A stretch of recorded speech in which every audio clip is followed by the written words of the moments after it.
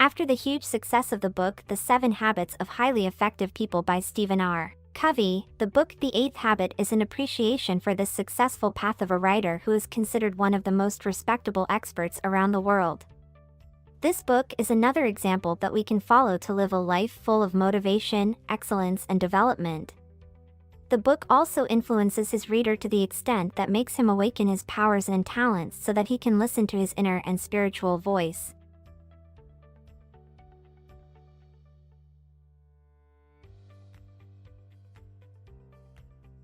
The 8th Habit by Stephen R. Covey. When you listen to the voices, I am stuck in a rut, I have no life, no one really values or appreciates me, and a lot of many other negative sentences that are full of complaint and frustration. Of course, these sentences spread like wildfire in the communities of every profession, work or job, or any stable or temporary work. And maybe me or you are ones from those who repeat this kind of sentences consciously or not. But why do workers often complain, and most of the time they are dissatisfied with their work or the tasks assigned to them? In a study conducted by a company, it was discovered that only 37% of workers and employees have a clear understanding of the goals set by their organizations. In addition to the lack of excitement and motivation in their work, and the dissatisfaction with the tasks assigned to them. As a result, we need the 8th habit. Why? Because this habit is not only an end of the 7 habits that the writer previously spoke about. Rather, it's about seeing and harnessing the power of a third dimension to the 7 habits that meets the central challenge of the new knowledge worker age. This 8th habit is simply to find your voice and inspire others to find theirs. Because the 8th habit faces pain and frustration, as it makes you engage in work that activates your talent. And most importantly, it helps you find your inner voice. Bit to remember, the 8th habit is your inner voice that helps you stand in stark contrast to all forms of pain and frustration. Life is a continuous series of changes, it has no limits, everything is subject to change and instability. And since we are in an era of major transformations, the pressure of change has increased, and people have to manage themselves, even though society is totally unprepared for this.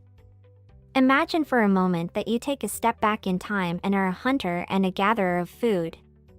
Each day you go out with a bow and arrow or stones and sticks to gather food for your family. That's all you've ever known. Now imagine someone comes up to you and tries to persuade you to become a farmer. What do you think your response would be? Certainly, it requires major shifts in mindsets, ways of thinking and knowledge. And since we are in the knowledge workers era, this will make production 50 times greater than that of the industrial age. Why? Quality knowledge work is so valuable that unleashing its potential offers organizations an extraordinary opportunity for value creation, investment, and focus. But why do people feel uncomfortable and dissatisfied in the industrial era before the knowledge workers era? Simply because of the incomplete paradigm of man. Which is, the human beings are not things needed to be motivated and controlled, they are 4-dimensional, body, mind, heart and spirit. Bit to remember, today's knowledge workers era will make production 50 times greater than that of the industrial era. After dealing with the issue of talking about pain, and trying to find the roots of the problem in our modern world, the book tried to find the solution. This solution was the result of concerted efforts, research, expertise and experiences that the writer went through before he started writing. From this perspective, we can conclude that most of the great cultural shifts that have built great organizations that sustain long-term growth, prosperity and contribution to the world started with the choice of one person.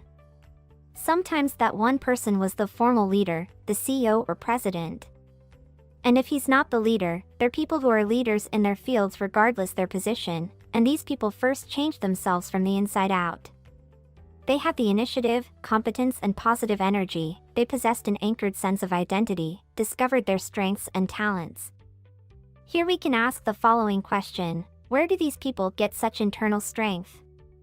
Simply because they have the ability to swim against the current and to withstand negative cultural provocations, subordinate selfish interests, and they knew their true nature and gifts, and they used them to develop a vision of great things they want to accomplish.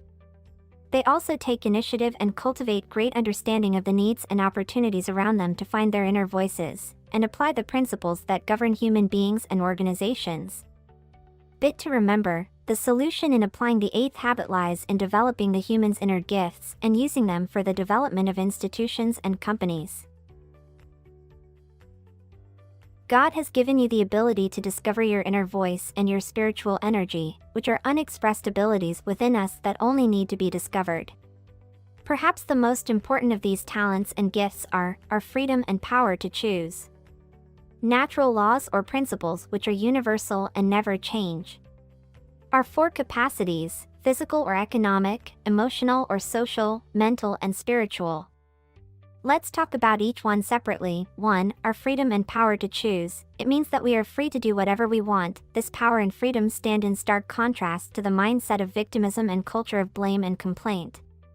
2. Natural laws or principles that never change. This is the second gift that God has given us, and it means that we are able to be wise and live by natural laws that does not change and does not favor anyone.